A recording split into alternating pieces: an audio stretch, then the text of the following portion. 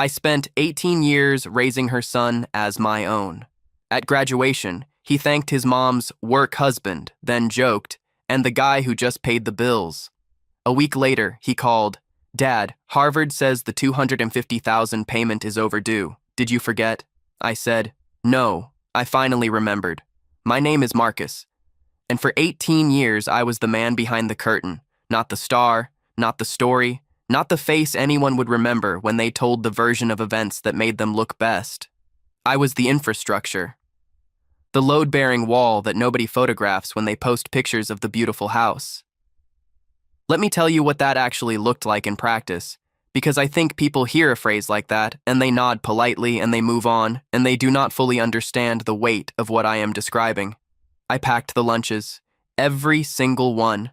Turkey on whole wheat for 3 years straight because Leo decided at age 7 that he would eat nothing else. And I did not argue about it because I had learned early that a battle over a sandwich is never really about the sandwich.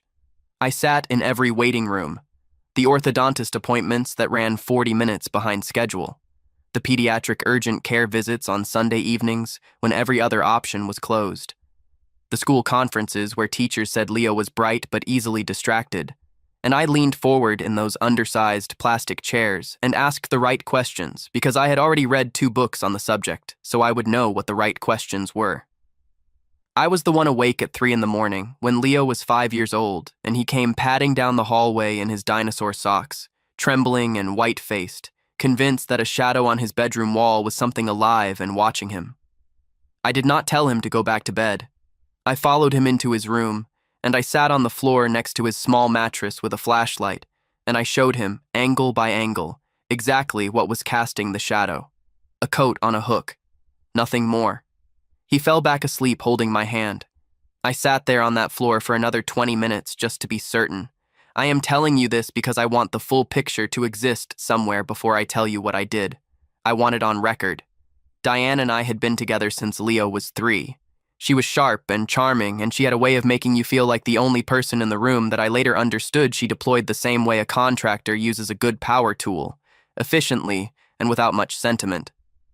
Her colleague Raymond entered the picture gradually and then all at once, the way most slow disasters do. He had expensive hair, the kind that requires product and intention. His teeth were aggressively white for a man who consumed as much Cabernet as he did at every social gathering I watched him attend over the years. He called himself a mentor. He called himself a role model. He used the word authentic approximately 4 times per conversation and never appeared to notice the irony. Diane said they were close friends. She said the word friends the way people say the word fine when a doctor asks how they are doing. Technically accurate, structurally hollow. But I stayed. Because of Leo. I want to be honest about that. I stayed because that kid had already lost enough continuity in his short life, and I genuinely and completely believed, that consistency was the most loving thing I could offer him. So I offered it. Every year, every expense, every 3 in the morning shadow on the wall. I had been depositing $200 a week into a private education trust since Leo was in 8th grade. I set up the automatic transfer on a Tuesday evening while Leo was at the kitchen table doing algebra homework and asking me questions I answered while simultaneously making dinner. $200. Every single week. No announcements, no ledger I showed to anyone. By the time Leo walked across that graduation stage, the balance in that trust sat at $257,412. I had verified the balance the morning of the ceremony. Every cent was mine. Not $1 came from Diane. Not $1 came from Raymond, who had by that point become a permanent fixture in our home in a way that I had stopped finding surprising and started finding almost architectural, like a piece of furniture that arrives one day and you stop noticing it until it is blocking something you need to reach. The graduation was held outdoors on a warm afternoon. I wore a beige jacket and a tie that had gone slightly crooked during the sprint I made across the parking lot because I had stopped for gas on the way and miscalculated the time. I found a seat in the back row. Not because I was late, though I nearly was, because something in me already knew that the back row was the honest seat. The seat that matched the role. Leo looked good up there, taller than I remembered, which is a strange thing to think about someone you see every day. He had a confidence in front of crowds that I had watched him develop over 18 years, From the trembling kid in the dinosaur socks to this young man who gripped the microphone like he owned it. He thanked Diane first. That was fair. She was his mother. Then he talked about Raymond. He called him his real role model. He said Raymond had shown him what it meant to move through the world with purpose and vision. A few people in the crowd who knew Raymond laughed warmly. Then Leo turned halfway toward the audience with this easy grin spreading across his face, and he said he also wanted to thank the guy who paid the bills. He said it with the timing of someone who has rehearsed the joke. The laughter was immediate and loud, and the kind that fills every cubic inch of a space and leaves no room for anything else. I did not move. I did not adjust in my seat. I did not cross my arms or look down or do any of the things a person does when they are trying to signal that something has hurt them. I sat completely still in the back row in the same shoes I was wearing the first time Leo ever called me dad, which he did unprompted, on a Saturday morning when he was 6, and which I have never mentioned to anyone because some things you carry alone, not because they are burdens, but because they are too important to risk having someone handle them carelessly. That night, I went to the garage. I did not tell Diane where I was going. I waited until the house had quieted, and then I walked through the kitchen and out the side door, and I stood for a moment in the dark garage that smelled like motor oil and old cardboard and the particular dusty warmth of stored seasons. In the far corner, behind the lawnmower and underneath a stack of holiday decoration boxes I had labeled in my own handwriting, sat a black fireproof box. I had not opened it in over a year. I brought it to the workbench and I set it under the single hanging light, and I opened it with the brass key I kept on a ring separate from my car keys. Inside was a document folder. Inside the folder was a cashier's check for $250,000 made out to Harvard University. My name in the remitter line, my signature at the bottom, crisp, certified, still valid. The kind of document that represents not just money but time. Thousands of quiet Tuesday mornings and automatic transfers and silent calculations that nobody ever asked about. I stared at it for a long time, long enough that the garage got cold around me. Then I placed the box on the dead center of the workbench, not tucked back in the corner. Dead center, under the light. Some things do not need to be burned. They just need to stay sealed until you decide what to do with them. 1 week after the ceremony, Diane organized a backyard brunch. Raymond was there with the hair and the teeth and the easy laugh he deployed at everything anyone said. Leo was there in a linen shirt, looking like someone who had already mentally left the zip code. I grilled for 40 minutes without being asked because that was the kind of thing I did. The kind of invisible competence that kept events running smoothly while someone else received credit for the pleasant atmosphere. That afternoon, I walked outside and found Leo near the back fence on his phone. I held out an envelope. Inside was a card I had written by hand and a cashier's check for $1,000.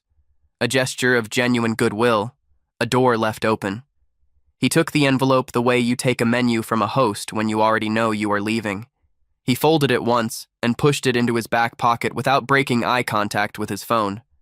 He never opened it. I know because later that week I found it still sealed, sitting on the counter near the recycling bin, waiting to be thrown away with the other things nobody needed. That afternoon, I went upstairs to my office. I sat down at my desk and I opened the education trust account on my laptop. The balance was sitting there exactly as I had arranged it. I changed the account password. Then I initiated a transfer of $250,000 into a separate account I had opened 3 weeks earlier, under a different institutional setup entirely. It took 11 minutes. The transaction confirmation printed from the small printer on the edge of my desk. I folded the slip into thirds and placed it in the second drawer, beneath Leo's old third-place science fair ribbon, the one for the baking soda volcano project that I had helped him build on a school night while Diane was at a work dinner that ran until 11. The following days in the house had a particular texture to them. Diane was busy. Raymond was present in the way he had always been present. I moved through the rooms quietly. I ate breakfast. I went to work. I came home. I was not invisible. Invisible implies an absence. I was something more specific than that. I was decorative, like a frame on a wall that everyone walks past without registering what it is holding. Then came Tuesday morning. I was in my office when I heard it. Diane had been at her laptop in the kitchen.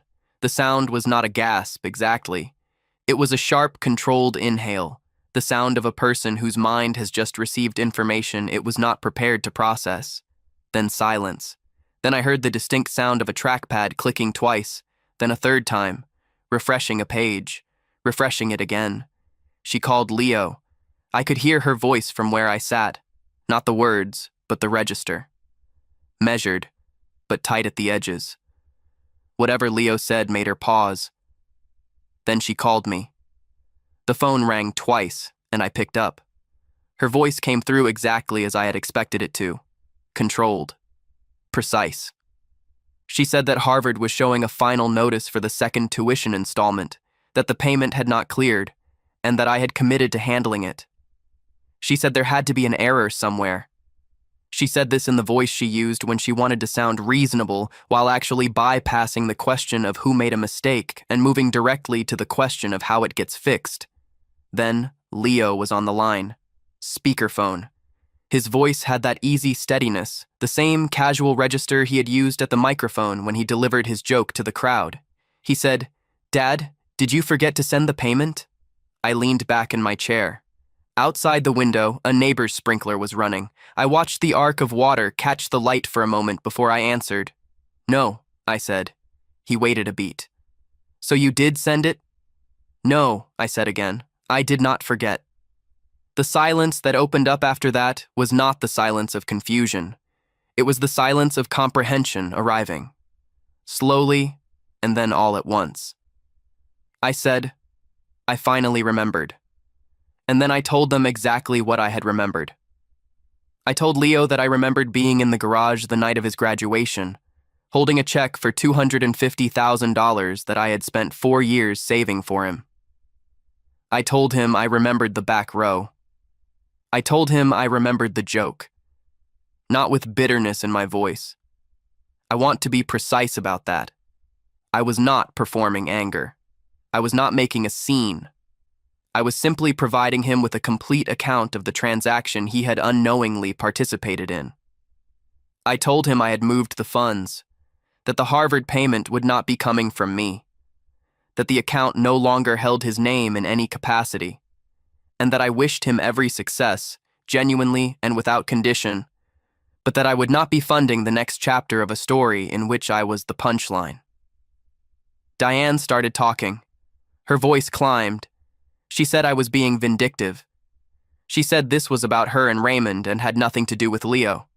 She said Leo was just a kid who made a clumsy joke, and did I really intend to punish him for one thoughtless sentence? I let her finish. Then I said, "Diane, I spent 18 years being thoughtful on behalf of a household that has spent the last several years being thoughtless toward me. I am not punishing Leo. I am declining to participate. There is a difference." She hung up. Leo called back 4 hours later. Alone this time, no speakerphone, no audience. His voice was different. Some of the easy confidence had gone out of it, and what was underneath was younger and less certain and more honest. He said he did not think the joke was a big deal at the time. He said he did not realize. He said the word dad twice in the first 30 seconds in a way that sounded like he meant it rather than using it as a lever. I listened to all of it, every word. Then I told him what I had done with the $250,000. I had transferred it into a trust, a different one, with different parameters. It was not gone. It was not a punishment. It was a restructuring. The money was now designated for a set of conditions. If Leo chose to reach out to me directly over the next year, not through Diane, not through Raymond, but directly, and if he wanted to have an honest conversation about what our relationship had actually been and what it might be going forward, then the funds would be accessible for his education, his first home, or a business he chose to build. If he did not, the funds would be redirected to a scholarship program I had already identified at a state university 2 hours from where I grew up. A program for first-generation students, kids who had no one putting money away quietly on their behalf, kids who needed an infrastructure they did not know existed yet. The line was quiet for a long moment. Leo said, "Did you really sit on the floor with me when I was scared of the shadow?" I said, "Yes." "For about 20 minutes after you fell asleep." He was quiet again. Then he said he did not remember that. He said nobody had ever told him. I said, I know. He asked if he could call me again this week. Not about the money, just to talk. I said yes. I do not know exactly how the story ends from here. I'm not going to stand here and tell you that one phone call repaired 18 years of being treated like furniture, or that Leo and I are now best friends, or that Diane came to some extraordinary reckoning. That is not how real things work. Real things work slowly. They work in small increments and careful steps and conversations that sometimes go well and sometimes go sideways and require you to start again. What I can tell you is that I am no longer in the back row. Not because I moved in anger, but because I finally understood that I had chosen that seat, and I could choose a different one. The money was never the point. The money was just the moment when the ledger became visible to everyone at the same time. The scholarship fund received its first contribution 3 days later, $250,000, wired clean, with a note attached that said, "For the kid nobody is counting on. I know what that feels like. You do not have to." My name is Marcus, and for the first time in 18 years, I am the man in front of the curtain.